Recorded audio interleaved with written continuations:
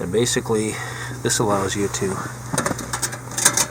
take off that, put sausages or whatever you want to put in there, a couple hot dogs, and close that up. And just the heat of the muffler, by the time you get somewhere, you'll have a hot meal.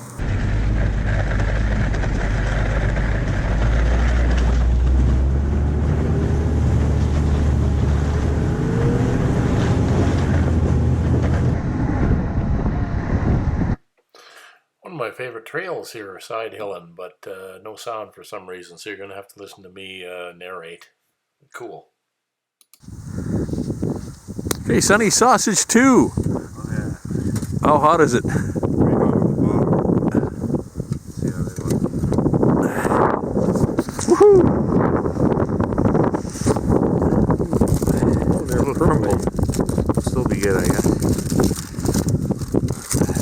Well, that's hot anyway. Yeah. Okay, let's eat them.